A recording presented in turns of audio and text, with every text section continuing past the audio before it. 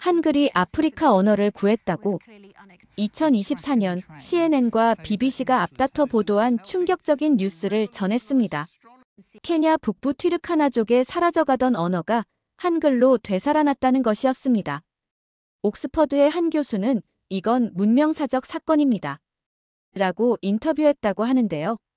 세종대왕의 500년 꿈이 지구 반대편에서 꽃을 피우게 된 이야기 지금 시작합니다. 이번 프로젝트는 정말 중요해요. 캐서린 존슨 부장의 목소리에는 긴장감이 배어 있었어요. 런던 국제개발부 회의실. 저는 케냐 튀르카나 지역 교육 프로젝트 총괄 책임자로 임명받았습니다. 튀르카나 북부 지역에 대규모 무상 영어 교육 프로그램을 진행하는 거죠? 맞아요. 하지만 존슨 부장은 잠시 말을 멈췄어요. 이번엔 민간 기업과 합작입니다. 브리티시 리소스 컴퍼니에서 자금을 대폭 지원하거든요. 브리티시 리소스 컴퍼니라니요.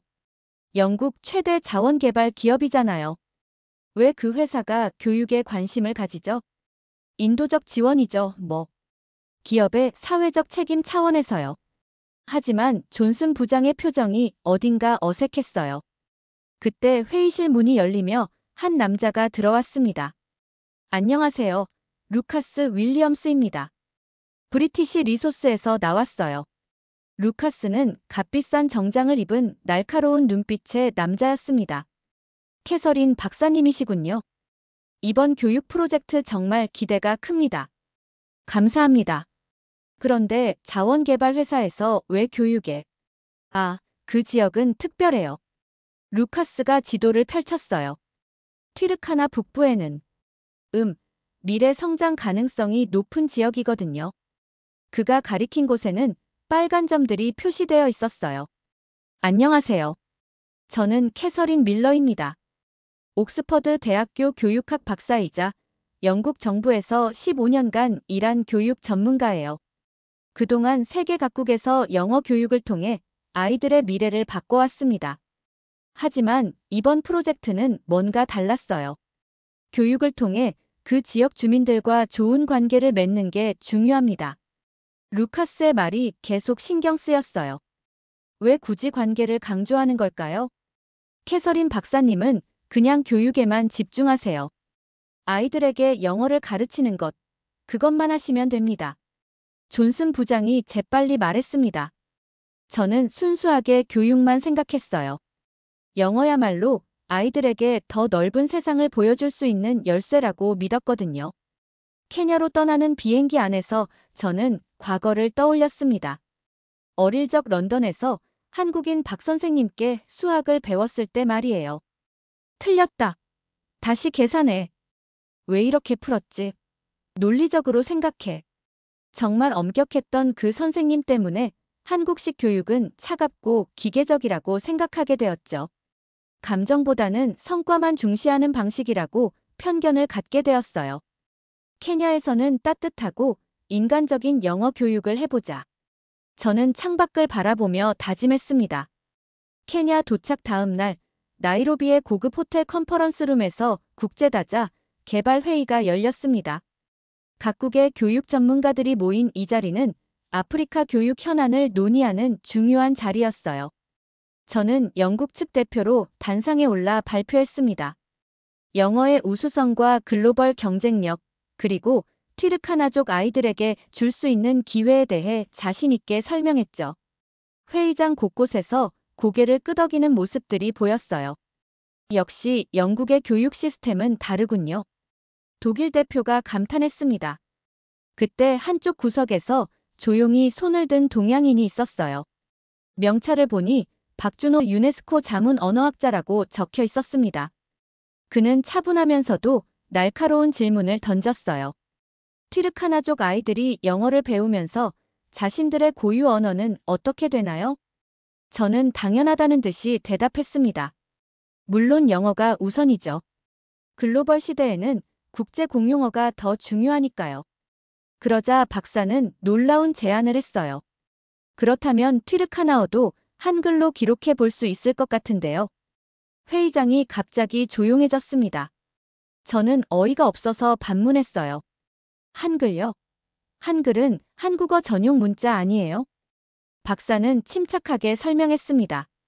한글이 표현 문자라서 어떤 언어든 기록할 수 있다는 것, 그리고 이미 인도네시아 찌아찌아족이 성공적으로 사용하고 있다는 사실을 말이에요. 다른 참석자들도 수군거리기 시작했습니다. 정말 그런 사례가 있는지, 찌아찌아족이 누구인지 궁금해하며 말이에요. 저는 내심 비웃었어요. 한국 사람 특유의 과장이겠지. 어릴 적 그 엄격한 박 선생님의 기계적인 교육 방식이 떠올랐거든요. 회의가 끝난 후 박사가 제게 다가와서 현장 실험을 제안했습니다. 아이들 절반은 영어로, 절반은 한글로 튀르카나어를 가르쳐 보자는 것이었어요. 저는 자신만만했습니다. 영어 교육 15년 경력에 제가 한글 따위에게 진리 없다고 생각했거든요. 좋아요. 하지만 결과는 뻔할 것 같은데요. 그때 루카스가 다가왔습니다. 그는 우리의 대화를 듣더니 미묘한 표정을 지었어요. 한글 교육 실험이라니. 흥미롭긴 하지만 너무 복잡하지 않을까요? 하지만 저는 오히려 기회라고 생각했습니다. 복잡할 게 뭐 있어요? 영어가 훨씬 우수하다는 걸 증명하는 기회잖아요. 그날 밤 호텔방에서 저는 내일 있을 실험을 생각하며 확신에 차 있었어요. 한글이 영어보다 나을 리 없다고 이번 기회에 한국식 교육의 한계를 확실히 보여주리라 다짐했습니다. 튀르카나 마을에 도착한 첫날부터 모든 것이 엇갈리기 시작했습니다. 흙먼지가 자욱한 교실에서 저는 영어 알파벳을 칠판에 정성스럽게 적었어요. 여러분, 여길 보세요. 이게 바로 ABC예요. 하지만 아이들의 반응은 제가 예상했던 것과 완전히 달랐습니다. 12살 소녀 아키냐가 당황한 표정으로 물었어요. 선생님, A는 A예요. 아예요, 어예요? 저는 순간 답이 막혔습니다. 영어 A가 상황에 따라 다른 소리를 내는 걸 어떻게 설명해야 할까요? 그때그때 달라지는 거란다. 그럼 언제 A고 언제 A예요? 또 다른 아이가 물었습니다. 아이들의 눈에는 혼란만 가득했어요. 옆 교실에서는 완전히 다른 광경이 펼쳐지고 있었습니다. 박준호 박사가 한글 자모를 하나씩 가르치는 소리가 들려왔어요. 가, 나, 따라. 아이들의 웃음소리가 벽을 뚫고 제 교실까지 들려왔습니다. 저는 온몸에 소름이 돋았어요. 설마 정말로 한글이 더 쉬운 건 아니겠지만 뭔가 불안한 기분이 들었거든요. 선생님, 저기서는 왜 그렇게 재미있어 보여요? 아키냐가 순수한 눈으로 물었습니다. 저는 억지로 미소를 지으며 답했어요. 우리도 재미있게 해보자. 이번엔 시도 써볼까? 하지만 아이들은 더욱 당황했습니다. 시는 언제 쉬고 언제 끄고 언제 쓰예요? 한 아이가 울먹이며 물었어요. 그때 옆 교실에서 박사의 목소리가 들려왔어요. 여러분의 이름을 한글로 써볼까요? 아키냐는 아키냐, 로코는 로콘. 아이들이 신나서 소리쳤습니다. 저는 주먹을 꽉 쥐었어요. 이건 말이 안 돼. 영어가 세계 공용어인데. 하지만 현실은 냉혹했습니다. 제 교실의 아이들은 점점 지치고 있었고 옆 교실 아이들은 점점 더 활발해지고 있었어요. 수업이 끝나고 복도에서 박사와 마주쳤을 때 저는 억지로 웃으며 말했습니다. 첫날 치고는 나쁘지 않았네요. 박사는 온화하게 미소 지었어요. 아이들이 정말 똑똑하죠? 그때 루카스가 나타났습니다. 그의 얼굴은 심각했어요. 캐서린 박사님, 잠깐 얘기 좀 할까요? 사무실로 따라가니 루카스가 낮은 목소리로 말했습니다. 이 실험이 너무 오래 끌면 안 돼요. 우리 계획에 차질이 생길 수 있거든요. 무슨 계획이요? 그냥. 교육 프로그램 말이에요. 하지만 루카스의 눈빛은 뭔가를 숨기고 있었습니다.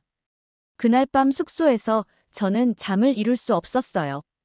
창밖으로는 아이들이 한글로 자신의 이름을 모래 위에 쓰며 노는 소리가 들려왔습니다. 제 15년 경력이 하루 만에 흔들리고 있었어요. 일주일이 지나자 상황은 더욱 절망적으로 변했습니다. 제 영어 수업에 참여하는 아이들의 수가 눈에 띄게 줄어들고 있었어요. 처음 20명이었던 아이들이 이제는 13명밖에 남지 않았습니다. 남은 아이들마저 멍한 표정으로 앉아만 있었죠. 아키냐는 매번 수업 시간에 창밖만 바라보며 한숨을 쉬었어요. 아키냐, 집중해야지. 네. 선생님. 하지만 그 아이의 눈에는 이미 포기의 빛이 가득했습니다. 반면 한글 교실은 완전히 다른 세상이었어요.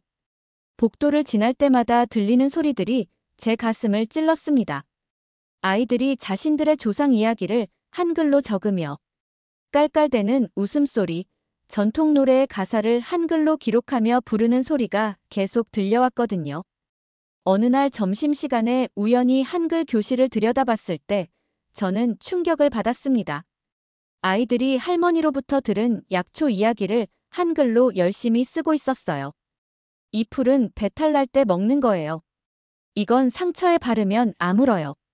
100년 넘게 구전으로만 전해져 내려온 지혜가 처음으로 문자로 기록되는 순간이었습니다. 마을 족장인 로콘 할아버지가 교실에 나타나 아이들이 쓴 글을 보더니 눈물을 글썽였어요. 이제야 우리 이야기가 사라지지 않겠구나. 저는 그 장면을 보고 목이 메었습니다. 하지만 인정하고 싶지 않았어요. 이건 우연일 뿐이야. 영어가 더 실용적이고 중요해. 그날 저녁 루카스가 제 숙소로 찾아왔습니다. 그의 표정은 평소보다 조금 걱정스러워 보였어요. 캐서린, 어떠세요? 수업이 생각대로 잘 되고 있나요? 아직 초기 단계라서 시간이 더 필요할 것 같아요. 루카스가 창밖을 바라보며 말했습니다. 한글 교실 쪽은 어떤가요? 아이들이 꽤 활발해 보이던데. 저는 그 말에 움찔했어요. 그건 일시적인 현상일 겁니다. 영어가 더 체계적이고 실용적이거든요. 물론이죠. 다만 회사에서는 결과 위주로 평가하니까 너무 복잡해지지 않았으면 좋겠어요.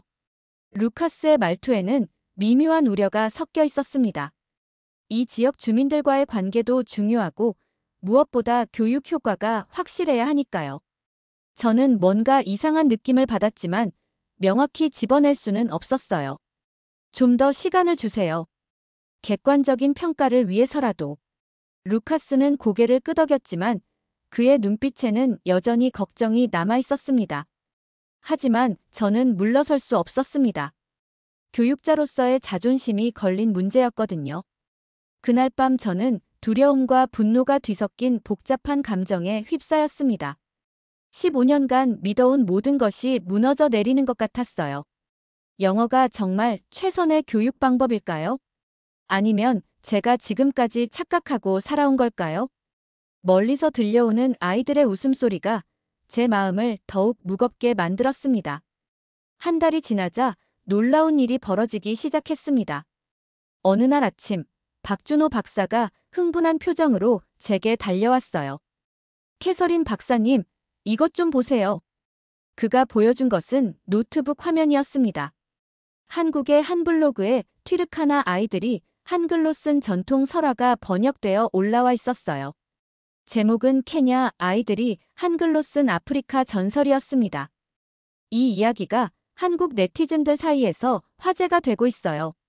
댓글창을 스크롤해보니 수백 개의 응원 메시지가 달려 있었습니다. 세종대왕님이 정말 자랑스럽다.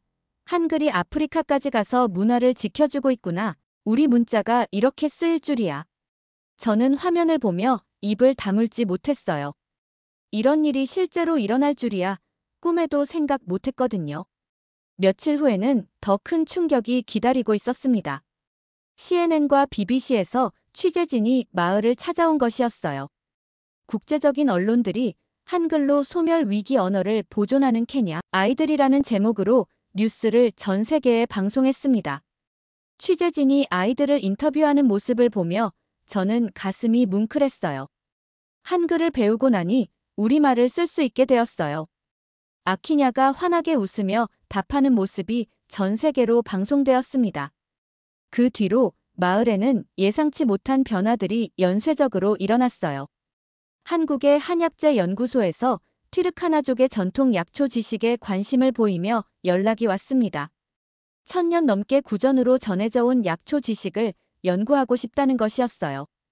관광객들도 하나둘 찾아오기 시작했고 마을의 경제도 조금씩 살아나기 시작했습니다. 아키냐의 할머니가 한글로 기록된 약초 처방전을 보며 주름진 손으로 눈물을 닦았어요. 평생 머릿속에만 담아뒀던 지식이 이렇게 글로 남겨지다니. 죽어도 여한이 없겠구나. 마을 족장 루콘 할아버지는 더욱 감격했습니다. 우리 조상들의 이야기가 사라질까봐 매일 걱정했는데 이제는 우리 후손들이 영원히 기억할 수 있겠구나. 그의 목소리는 떨리고 있었어요. 반면 제 영어 교실은 점점 더 썰렁해져 갔어요. 아이들이 하나둘 빠져나가기 시작했고 결국 5명만이 남았습니다. 남은 아이들마저 한글 교실을 부러운 눈으로 바라보며 집중하지 못했어요. 수업 중에도 자꾸만 옆 교실에서 들려오는 웃음소리에 귀를 기울였습니다. 그때 루카스가 다시 나타났습니다. 이번에는 그의 표정이 상당히 어두웠고 평소와 달리 조급해 보였어요. 캐서린, 상황이 너무 복잡해지고 있어요. 언론까지 관심을 보이고 있잖아요. 그게 나쁜 건가요? 교육의 성과가 인정받는 거잖아요. 저는 오히려 뿌듯했는데 루카스의 반응이 이상했어요. 우리 회사는 조용히 일을 처리하는 걸 선호해요. 너무 많은 관심은 업무에 방해가 됩니다. 루카스가 말을 흐렸습니다. 그의 눈빛에는 뭔가 불안한 기색이 역력했어요. 저는 그때 처음으로 확신했어요. 분명히 뭔가 숨겨진 진실이 있다는 것을 말이에요. 하지만 지금은 그것보다 더 중요한 깨달음이 제 마음을 사로잡고 있었습니다.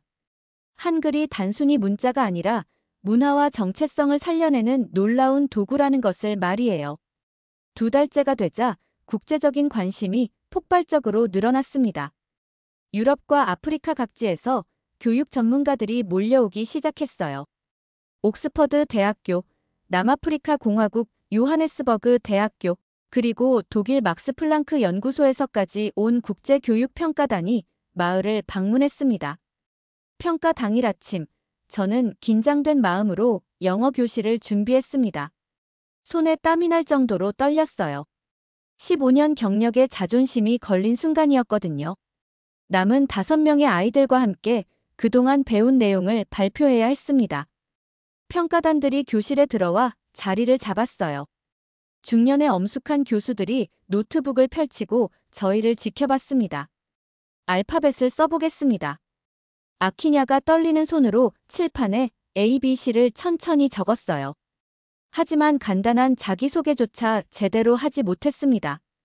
My name is. 말이 막혀서 더 이상 진행되지 않았어요. 아이는 울먹거리며 제게 도움을 요청했지만 저도 어쩔 수 없었습니다. 다른 아이들도 마찬가지였어요. 2달 동안 배운 내용이 고작 알파벳 몇 개와 단순한 인사말 뿐이었거든요. 평가단들의 표정이 점점 어두워져 갔습니다. 그들은 실망한 듯한 눈빛으로 메모를 적어 내려갔어요. 저는 얼굴이 화끈거렸습니다. 반면 한글 교실에서는 완전히 다른 광경이 펼쳐졌어요. 20명의 아이들이 자신 있게 나서서 튀르카나어로 된 시와 설화, 전통 노래를 한글로 써가며 생생하게 발표했습니다. 이것은 우리 할아버지가 들려주신 사자와 토끼 이야기예요. 한 아이가 칠판에 한글로 이야기를 써가며 감정을 실어 낭독했어요. 이 약초는 감기에 좋다고 할머니가 가르쳐 주셨어요. 아키냐도 약초 그림을 그려가며 설명했습니다. 아이들은 자신들의 문화를 당당하게 소개했고 심지어 즉석에서 새로운 이야기까지 창작해서 발표했어요. 옥스퍼드에서 온 교수가 놀라며 감탄했습니다. 이건 단순한 문해 교육이 아니라 문명의 재구성입니다. 그는 흥분한 목소리로 동료들과 토론했어요. 요하네스버그 대학교 언어학과 교수도 고개를 연신 끄덕이며 놀라워했어요. 한글의 표음, 체계가 이렇게 완벽하게 다른 언어 계열과 결합할 줄이야. 이건 언어학적으로 대단한 발견입니다. 독일 교수는 더욱 구체적으로 평가했습니다. 세종대왕이 창제한 이 문자 체계의 과학성과 보편성이 이렇게 증명되다니. 그들은 한국의 훈민정음 창제 원리와 현대 언어학의 만남에 대해 열띤 토론을 벌였어요. 평가가 끝난 후 저는 박준호 박사 앞에서 완전히 무너져 내렸습니다. 15년간 쌓아올린 제 교육 철학과 자존심이 한순간에 무너져 내렸어요. 박사님, 제가 완전히 틀렸네요. 목소리가 떨리며 눈물이 핑 돌았습니다. 박사는 따뜻한 미소를 지으며 제 어깨를 다독였어요. 틀린 게 아니라 새로운 걸 배우신 거죠. 저도 처음엔 영어가 최고라고 생각했거든요. 그때 루카스가 급하게 다가와서 낮은 목소리로 말했습니다. 캐서린, 이제 정말 정리해야 할 때가 됐어요. 회사에서 더 이상 기다릴 수 없다고 최종 통보가 왔어요. 그의 표정에는 다급함과 초조함이 역력했어요. 하지만 저는 더 이상 루카스의 말에 흔들리지 않았어요. 진정한 교육이 무엇인지 뼈저리게 깨달았거든요. 한글이 보여준 건 단순한 학습 도구가 아니라 문화의 부활이었고 아이들의 자존감 회복이었으며 공동체 전체의 결속과 희망이었습니다. 그날 밤, 저는 숙소에서 혼자 깊은 생각에 잠겼습니다. 15년간 제가 믿어온 모든 것들이 무너져 내리고 있었어요. 영어가 문명의 척도라고, 글로벌 언어야말로 아이들의 미래를 보장한다고 확신했던 제 자신이 부끄러웠습니다. 새벽 2시쯤 루카스의 사무실에서 불이 켜져 있는 걸 발견했어요. 호기심에 창문 근처로 다가가니 그가 누군가와 전화 통화를 하고 있었습니다. 네, 히토류 채굴 허가는 언제 나오는 건가요? 저는 깜짝 놀라서 숨을 죽였어요. 한글 교육 때문에 아이들이 자꾸 전통 문화에 관심을 가져서. 네, 맞습니다. 원래 계획대로라면 영어 교육으로 서구 문화에 동화시켜서 개발에 반대 없이 진행하려 했는데 저는 온몸이 차갑게 식어가는 걸 느꼈어요. 그동안 제가 참여한 이 프로젝트가 정말 교육이 목적이었을까요? 족장들이 한글로 토지 문서를 작성하기 시작했다고요? 이건 예상보다 복잡해지고 있네요. 루카스의 목소리가 점점 초조해졌습니다. 캐서린 박사는 아직 모르는 것 같으니까 적당히 교육 프로그램 종료 사유를 만들어서 철수시키죠. 저는 주먹을 꽉 쥐었어요. 제가 그토록 순진했구나 싶었습니다. 다음 날 아침, 저는 박준호 박사를 찾아갔습니다. 박사님, 솔직히 말씀드릴 게 있어요. 박사는 차분한 눈으로 저를 바라봤어요. 어젯밤 루카스의 전화를 엿들었는데 이 모든 게 히토류 채굴을 위한 계략이었어요. 저는 목소리가 떨리며 모든 걸 털어놨습니다. 제가 참여한 영어 교육 프로그램도 아이들을 서구 문화에 동화시켜서 개발에 반대하지 못하게 하려는 속셈이었던 것 같아요. 박사는 충격받은 표정으로 고개를 저었어요. 정말 그런 이유로 진행된 거군요. 저도 전혀 몰랐어요. 박사의 목소리에도 분노가 섞여 있었습니다. 교육이라는 이름으로 이런 일이 벌어지다니. 정말 용서할 수 없는 일이에요. 저는 정말 바보였어요. 그동안 제가 믿었던 교육 철학이 실제로는 문화 제국주의의 도구였다니. 눈물이 핑 돌았습니다. 하지만 이제라도 알게 된 게 다행이에요. 박사가 따뜻하게 말했습니다.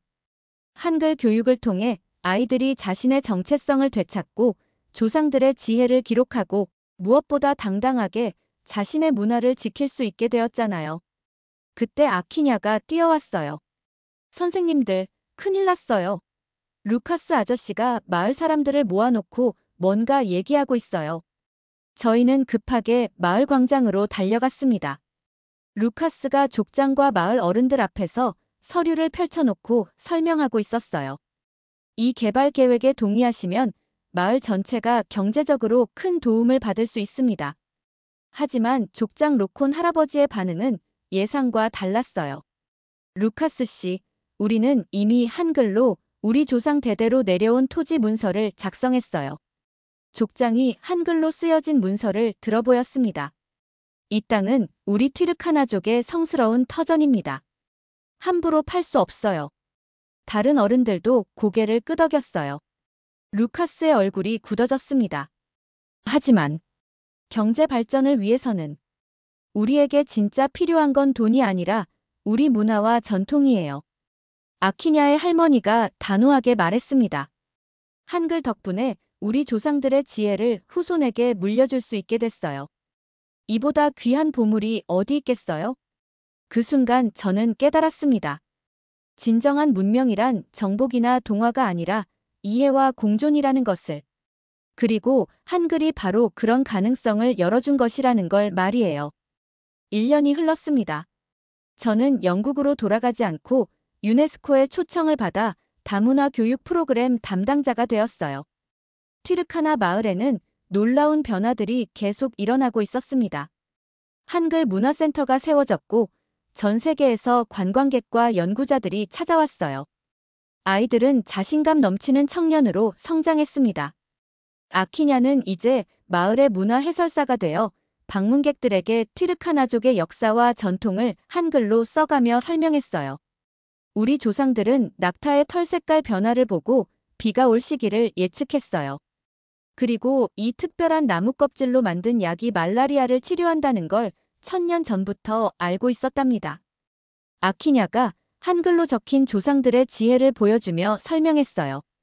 이 돌무덤의 배치는 우리 튀르카나족만이 아는 별자리 지도예요. 다른 부족들은 절대 모르는 우리만의 비밀이죠. 아이는 당당하게 자신의 문화를 소개했습니다. 마을의 경제도 크게 발전했어요. 전통 약초를 한글로 기록한 자료들이 한국과 유럽의 연구기관에서 높이 평가받으며 정당한 대가를 받고 지식을 공유하게 되었습니다. 루카스는 결국 프로젝트에서 철수했고 브리티시 리소스 컴퍼니의 채굴 계획도 무산되었어요. 하지만 그것보다 더 중요한 변화가 있었습니다. 한글로 기록된 튀르카나 문화가 아프리카 다른 부족들에게도 영감을 주기 시작한 것이었어요. 마사이족, 키쿠유족 등 케냐의 여러 부족들이 한글로 자신들의 언어를 기록하기 시작했습니다. 어느 날 제 이메일함에 특별한 메일이 도착했어요. 한국 세종문화회관에서 보낸 초청장이었습니다. 국제 다문화 교육 세미나 기조 발표자로 초청하고 싶습니다. 튀르카나족 한글 교육 사례를 전 세계에 소개해 주세요. 저는 믿을 수 없어서 몇 번이나 메일을 다시 읽었어요. 한 달 후, 저는 생전 처음 한국 땅을 밟았습니다. 서울 세종문화회관 대강당. 수백 명의 청중 앞에서 저는 지난 1년간의 경험을 발표했어요. 한글은 단순한 문자가 아니라 문화와 정체성을 살려내는 희망의 도구였습니다. 발표가 끝나자 뜨거운 박수가 터져 나왔습니다. 그때 청중석에서 익숙한 얼굴이 보였어요. 박 선생님이었습니다. 어릴 적 제게 수학을 가르쳐 주셨던 그 선생님 말이에요. 발표 후 로비에서 선생님을 만났습니다. 캐서린, 정말 대단한 일을 해냈구나. 선생님의 목소리는 따뜻했어요. 선생님, 어릴 때는 왜 그렇게 엄격하게 하시는지 몰랐어요. 지금 생각해보니, 선생님은 정확함의 중요성을 가르쳐 주셨던 거네요. 하나라도 대충 넘어가면 안 된다고. 박 선생님이 고개를 끄덕였습니다. 그래, 기초가 단단해야 어떤 일이든 제대로 할 수 있거든. 한글도 그런 것 같아요.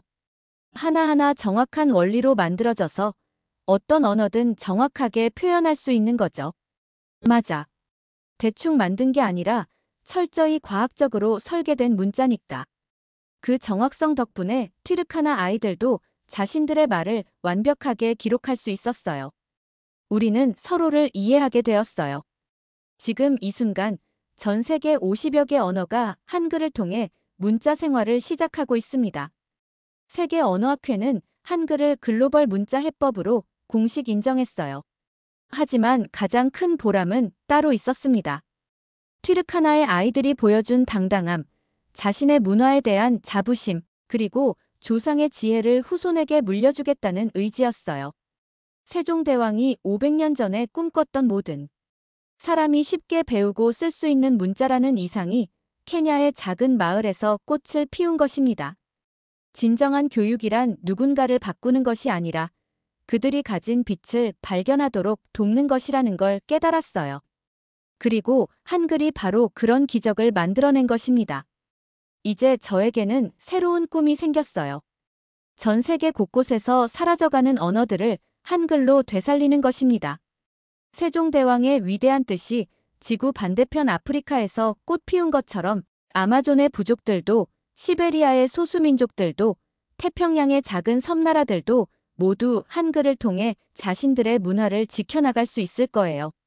한국이 만들어낸 이 놀라운 문자가 전 인류의 문화유산을 보호하는 방패막이가 될 때까지 저는 계속 달려갈 것입니다.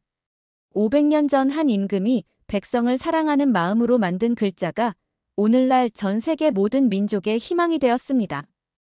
이것이야말로 진정한 한류가 아닐까요? 한글이 세상을 바꾸는 그날까지 저의 여행은 계속됩니다. 오늘 이야기는 여기까지입니다. 캐서린의 여정을 응원하신다면 댓글로 표현해주세요. 구독과 좋아요는 영상 제작에 큰 힘이 됩니다. 오늘도 함께 해주셔서 감사합니다.